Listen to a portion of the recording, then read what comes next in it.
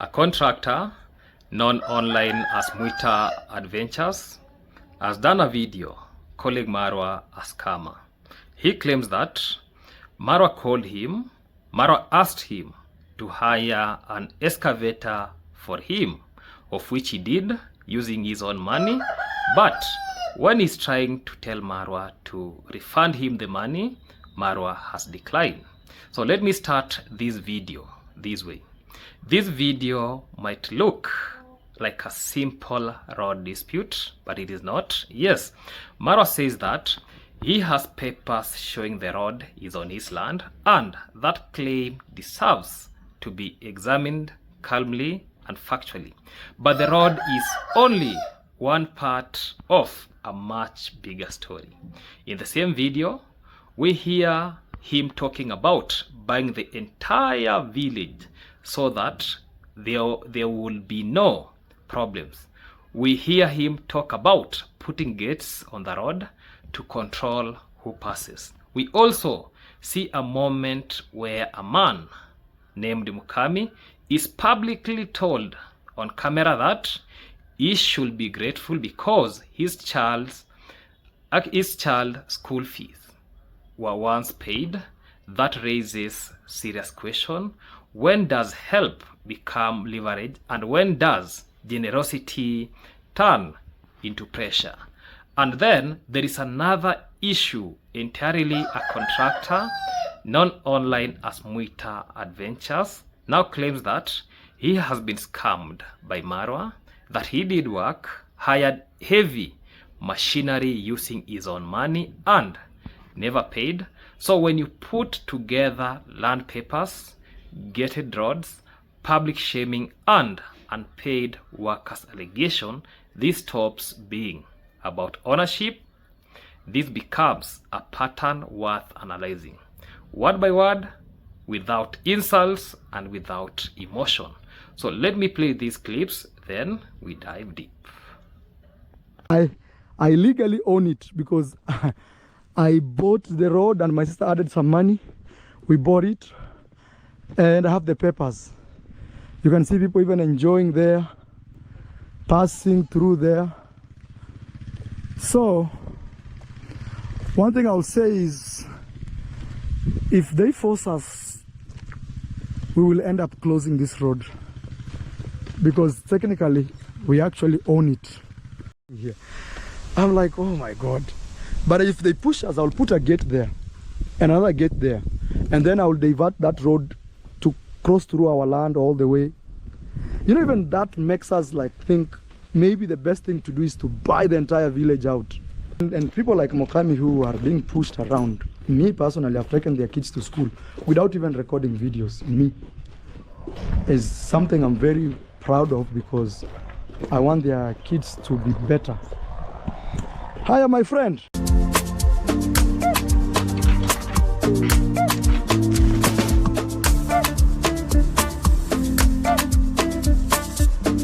So I have to check on Marwa. I've just decided not to pass in the gates because there was no one in the gates. But now I'm going round to check if he's just at the farm here. So guys, I'm going to check on an issue that I had done about the compensation of the amount that I used to mobilize the machine. And unfortunately, without knowing when we were putting the excavator on the loader, I found that there's another machine at the site. So I'm passing here. Look. It's such a beautiful place. So I don't have to intrude. I have to find my way around. Yeah. So let's go together, guys. From Marwa's place, you can have a look. There's a wall, and I found him doing some farm work there. And actually, this man has really scammed me. I can't even relate. I'm crying for my money. The money used, he called me himself. If he could knew that, he could not call me. Why he called me? he told me he needs an excavator because someone has took to him a small one, a small backhoe. He wants a bigger excavator that can be enough to remove the tree trunks. I mobilize, you know, when you go find machines, you can find a machine, it's at the site doing some job, so you have to wait for it to finish, then to pick the other one. So I had to wait for it. After waiting for it, paying my money for mobilization to the company. But right now, and when I was coming to, when it was ready, called Dan, who his manager, who is border rider, he told me that we have another machine already at the site.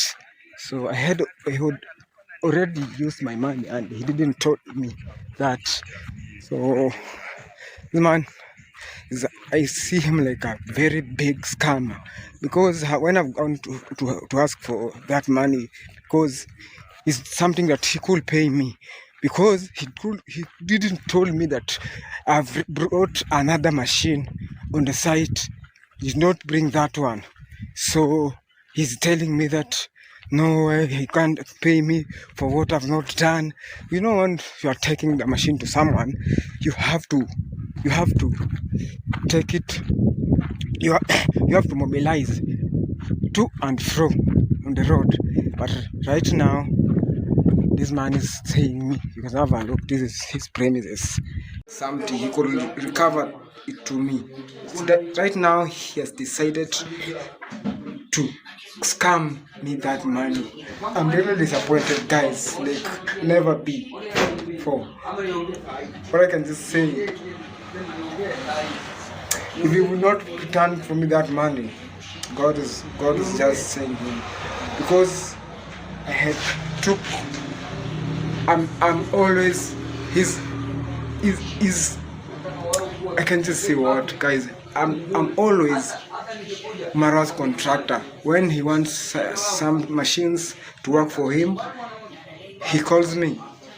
And okay, actually, this the first time it's Mr. Cecil who gave me that tender.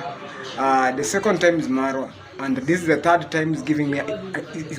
This is another time. The second time Marwa is giving me a tender that he has scammed me. I'm really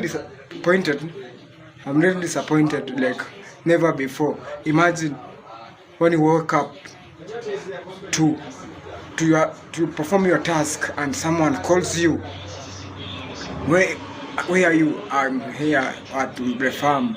Actually, that day I was at the farm going to border to buy maize crop, that for seeds. Gentlemen, welcome back to this amazing YouTube channel that goes by the name Maxwell Lumumba Africa. Maxwell Lumumba is my name, a village content creator, born and raised in a village setup with no jobs. But at the end of the day, we do content creation to earn a living. That being that, today's topic I'm going to talk about, the road is not the issue, power is the issue. So ladies and gentlemen, for those who are not subscribed to this amazing YouTube channel, make sure that you subscribe, like, comment, and share this video to other individuals. And remember to turn on the notification bell so that any day, anytime I post any video, you people get updated, watch my videos till the end without skipping those ads. That being that, let me take this chance to appreciate all the individuals who actually watch my videos till the end. Also, the individuals who actually have joined the membership. I don't take this for granted. The membership is still open. For those who will wish to join the membership, you're much welcome. Let me start this video and say that this video is not about attacking anyone. It is not about hate. It is not about emotions. It is all about slowing down and carefully analyzing what was said, how it was said, and what it reveals. Let me start by the road and claim on paper. Marwa states very clearly that he has papers showing the road is on his land. Let me say this. There are three separate layers here that must not be confused. 1. Legal ownership. 2. Access right and long-term use. And finally, number 3, social responsibility. A document can define boundaries, but it does not automatically erase history, reliance, or human movement.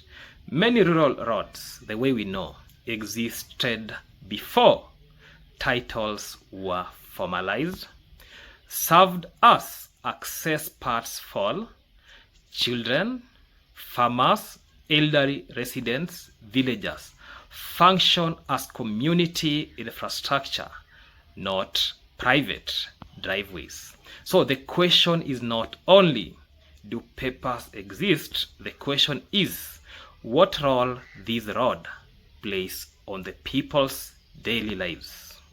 Let me discuss about Marwa does not simply explain the situation he walks on the road while filming. This is a symbolic behavior. Walking while filming communicates presence, authority, control, ownership beyond paperwork. This transforms a legal claim into a visual statement of dominancy. It is no longer just information, it is performance. Performance matters because the audience reads intentions, villagers read power, silence becomes submission. He also goes ahead and Marwa talks about putting gates so that people cannot pass. Let me say this. Even with legal ownership, controlling movement is serious. Movement is access to schools, access to farms, access to help, access to safety. So when someone speaks about getting a road, they are not just managing property, they are managing people's lives. This shifts the conversation from who owns these to who gets to move freely. That is power question, not a land question. Let me also discuss about maybe I should buy the entire village, because this statement from Marwa deserves special attention. Saying maybe I should buy the entire village reveals a mindset where conflict is solved by ownership, community disagreement is viewed as the obstacles, money is framed as a final authorities. Villagers are not corporation, people are not line items, community is not something you purchase to eliminate resistance. Even if you said casually, language reflects thinking. We have already seen about what is going on with Ernesto, where Ernesto came to the camera, said that Ondari's family should produce a half of this road, our family produce a half of the remaining part, so that all of us can contribute equally. This shows equality, so that in future you people won't be claiming that I bought this land, but these happen. So let us live in a community whereby this person actually gives a portion of it, this other person removes a portion of it. At the end of the day, we call it that this road has helped the community. If this could be happening to the entire ecosystem, these tarmac roads that we are having on the villages, these roads that even others were as access road, but nowadays they have even been tarmac so that to ease the movement of people, commodities, that is farm inputs from the villages to the marketplace. That is what we call transformation. Let me talk about Mokami's moment where power becomes personal. Marwa publicly addresses Mokami and expresses disappointment, not over facts but over gratitude. He says, in essence, I paid school fee for your child and this is how you repay me. This moment is critical. It introduces moral leverage. Key questions. Thus, helping someone creates lifelong obligation. Does education becomes a debt? Does generosity cancel a person's right to disagree? School fee are support, not a leash. Children are not collateral in adult disputes. But bringing these up on camera, the help is reframed as from generosity to obligation, from kindness to pressure, from private to public shaming. And that moment, charity stops being help and starts being rivalry. The reason why Mokami is being shamed publicly is because Mokami has been seen on Reactors channel, the likes of Gintu, the likes of Lucas the Traveler. So that's the reason why Marwa was talking that about Mokami. Let me talk about charity versus control. True help empowers people to stand on their own. Control reminds them they owe you. And what we are seeing here is control more than charity. That moment past assistant is used to silence someone. The moral ground shifts. So Marwa himself believes that because I helped this individual those days, now this individual should adore me, and should, whenever I pass, this guy should call me like anything that I say is like, yes sir, yes sir, yes boss. But Mokami has refused to honor him. Let me say this. This is not about denying help to happen. It is about how help is later being weaponized. Let me talk now a session that a lot of people were really waiting for, about introducing MWITA's issue. Now we move to a separate but connected allegation. A contractor, a content creator, although I was trying to look at this content creator, he has been dormant. He actually is not that much consistent. Known online as MWITA Adventures. Also, previously known as Dan MWITA, has made a public claim. So I have to check on Marwa. I've just decided to not to pass in the gates because there was no one in the gate. But now I'm going round to check if he's just at the farm here. So guys, I'm going to check on an issue that I had done, about the compensation of the amount that I used to mobilize the machine. And unfortunately, without knowing when we were putting the excavator on the loader, I found that there's another machine at the site. So I'm passing here. Look. It's such a beautiful place. So I don't have to intrude. I have to find my way around. Yeah. So let's go together, guys. Farm work there, and actually this man has really scammed me. I can't even relate. I'm crying for my money. The money used, he called me farm work there. From Marwa's place. You can have a look. This wall, and I found him doing some farm work there. And actually this man has really scammed me. I can't even relate. I'm crying for my money. The money used, he called me himself. If he could knew that, he could not call me. Why he called me? He told me he needs an excavator because someone has took to him a small one, a small backhoe. He wants a bigger excavator that can be enough to remove the tree trunks.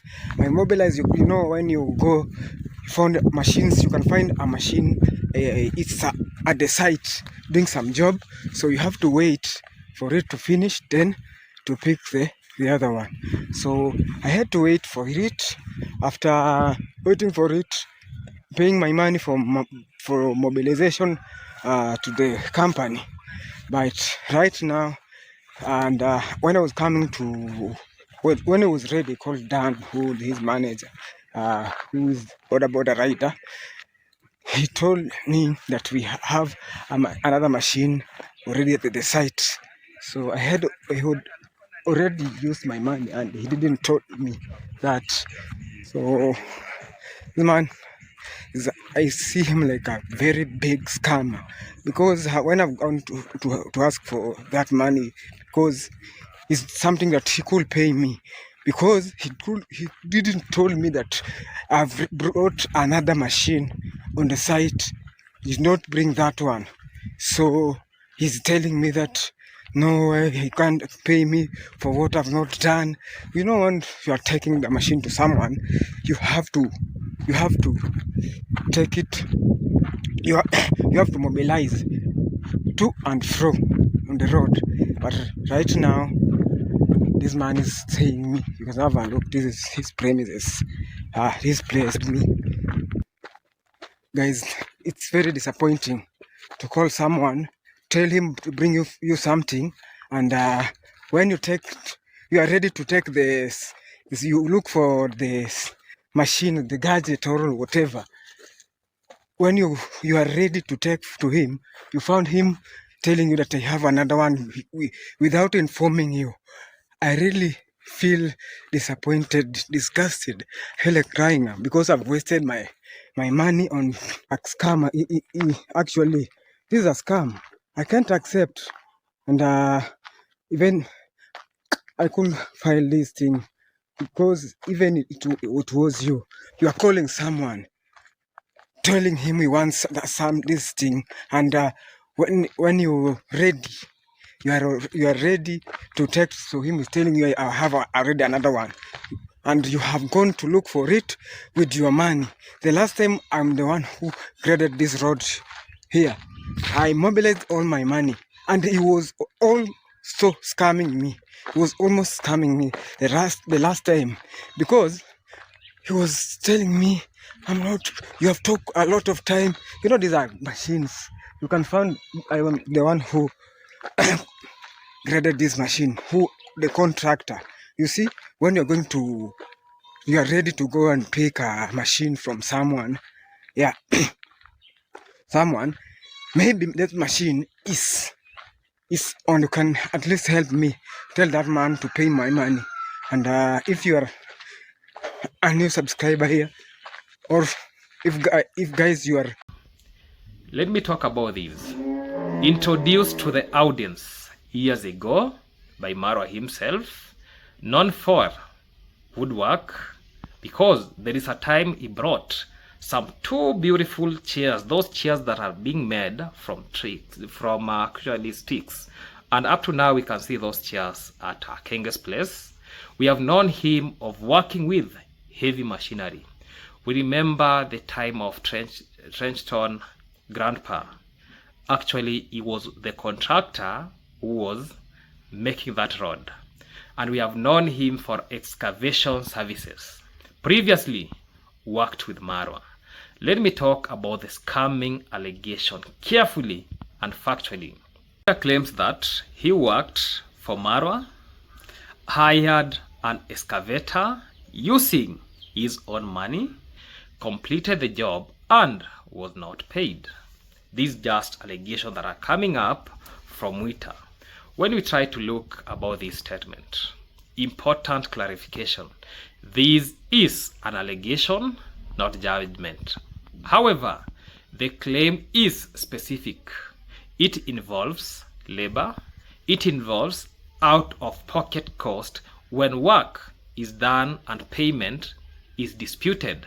Silence is no neutral. Clarity is required, because if MWITA claimed that Marwa himself called him, Marwa needed an excavator to pull out those tree trunks that we can see. There is another excavator that actually was doing that work, but before that, MWITA had to hire a different one before Marwa brought that. Then he paid from his own pocket. Now, when he went to inquire about now bringing the excavator, Marwa had already brought another excavator. So MWITA is now claiming for compensation, because we can see MWITA walking through Marwa's fence, going to, okay, he never showed us the video that maybe they were in a heated exchange with Marwa. Then MWITA came back, claimed that Marwa has scammed him. Let me say this: if false, receipts resolve it. If true, accountability is necessary. Let me try connecting the dots, the pattern. Now we step back. Individually, road ownership can be debated, gates can be discussed, charity can be explained, payment dispute can happen, but together these issues form a pattern worth examining. Let me talk about how pattern is observed.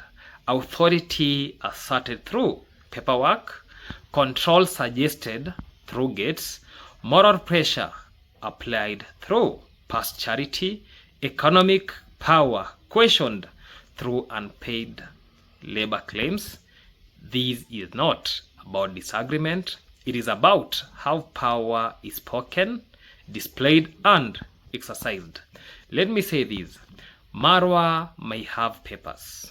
That does not automatically justify every statement of action, and development should reduce fear, not create it. Help should not free people or bind them, and work should always be paid. Let me say this when I'm concluding. This video does not declare guilty. It is a question. If there is a fact that clarity of correct this issue, they should be shared openly. That is how trust is built, because in the end, the road is not the issue, power is.